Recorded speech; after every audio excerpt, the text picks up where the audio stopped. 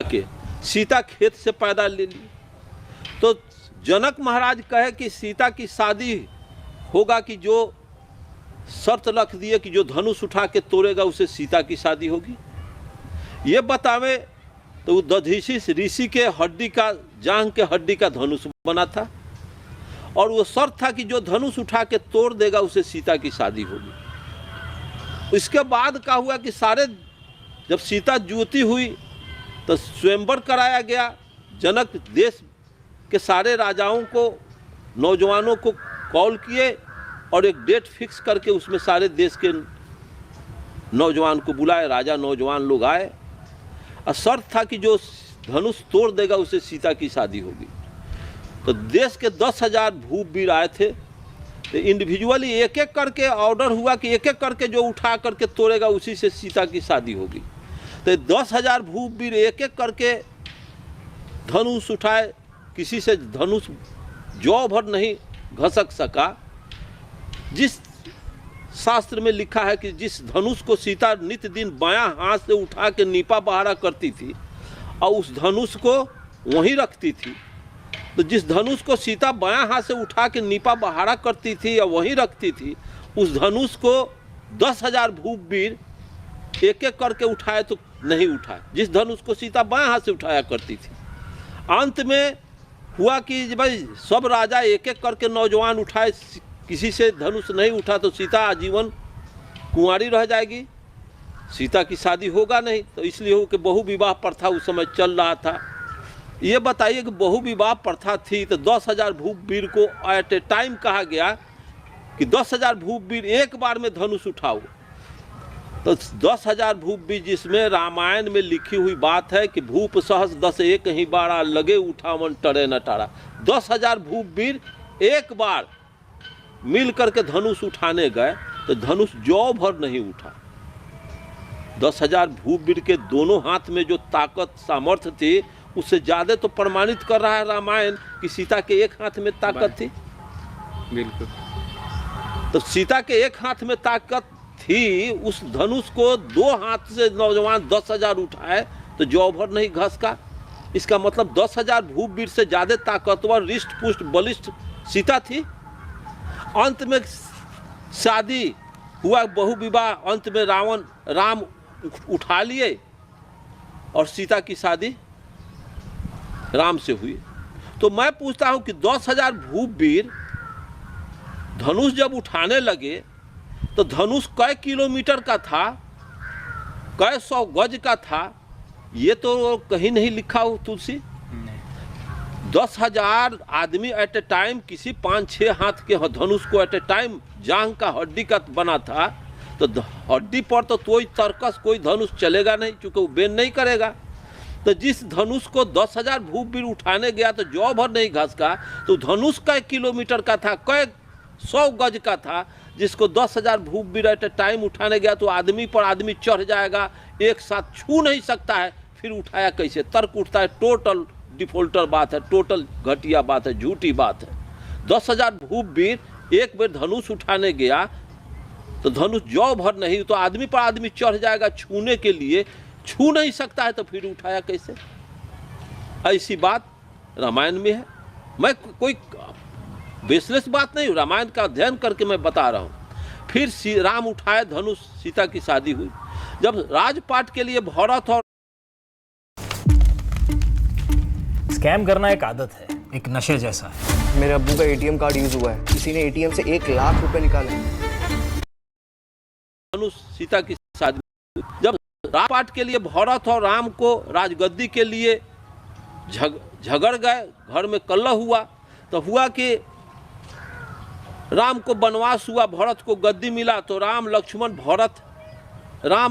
और सीता वनवास में निकल गई, भरत को राजगद्दी मिल गया।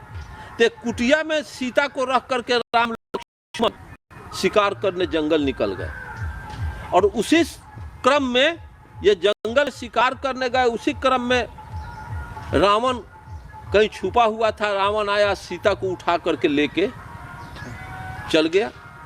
तो जब रावण सीता को उठा करके लेके चले गए तो एक तरफ बात आती है कि 10,000 भूपवीर के दोनों हाथ में जो ताकत थी उससे ज्यादा सीता के एक हाथ में ताकत थी। ऐसे ही अवस्था में जब अपरिचित मर्द सीता को उठाने जब आया रावण, तो सीता जब इतना रिष्ट पुष्ट थी, ताकतवर थी, तो रावण को तो एक घूसा मारती तो रावण का भूसा निकलता, तो फिर प्रोटेस्ट क्यों नहीं की, विरोध क्यों नहीं की कि एक अपरिचित मर्द, हल्ला क्यों नहीं की एक अपरिचित मर्द मुझको हर के ले जा रहा है। इसका मतलब है कि सीता लभ की थी, स्वेच्छा से चली गई।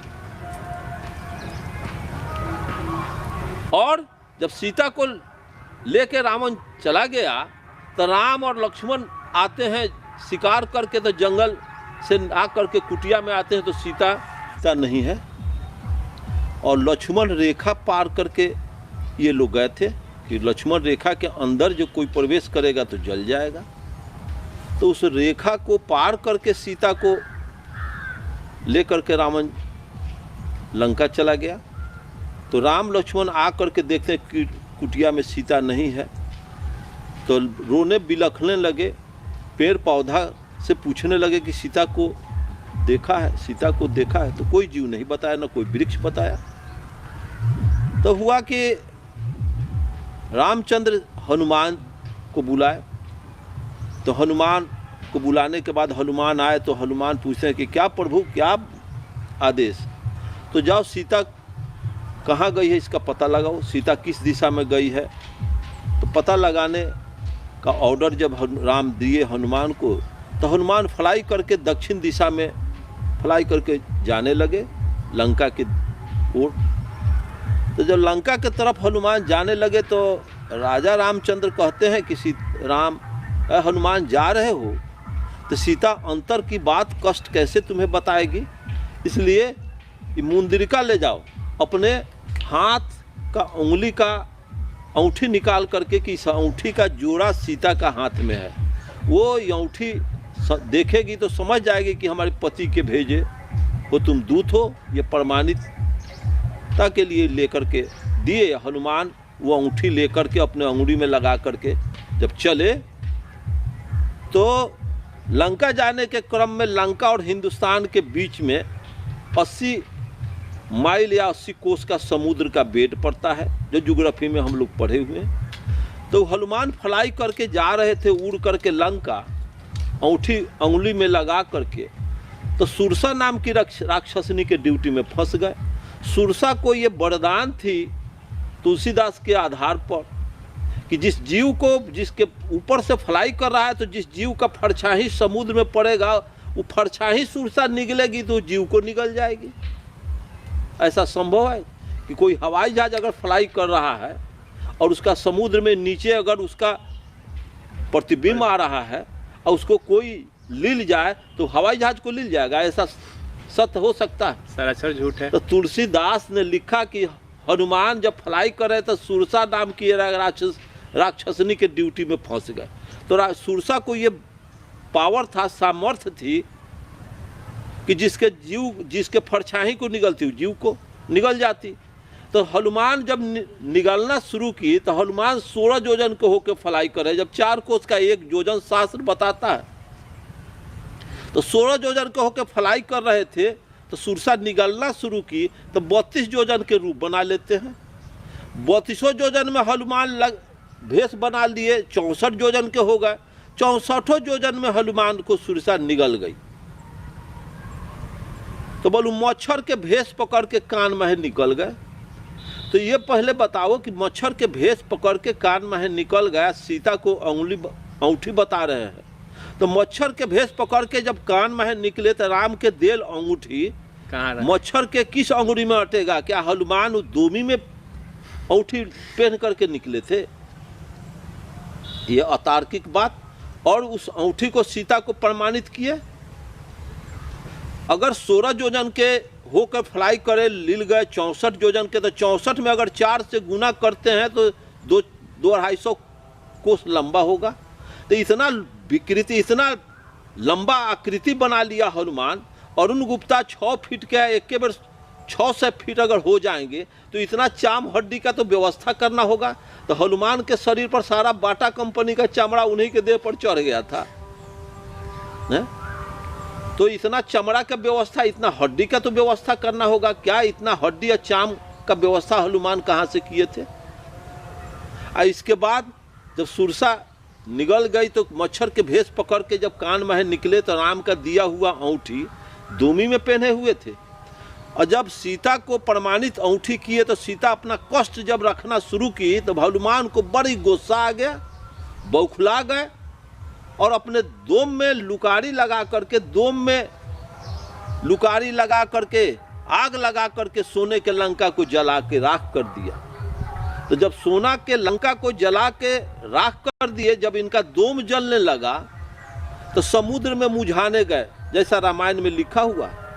समुद्र में जब मुझाने के लिए, पानी में डालने के लिए गए तो समुद्र प्रार्थना कर रहा है। आज तुलसीदास अयोध्या में बैठ करके देख रहे हैं और लिख रहे हैं। समुद्र प्रार्थना किया कि प्रभु अगर ये आगे समुद्र में अगर मुझाइएगा तो पानी जल के गैस बन जाएगा, भाप बन जाएगा, खत्म हो जाएगा, करोड़ों जीव पानी बिना मर जाएगा। इसलिए आप दूसरा कोई व्यवस्था करें, समुद्र में आग नहीं मुझावे। इस पर हनुमान मान गए।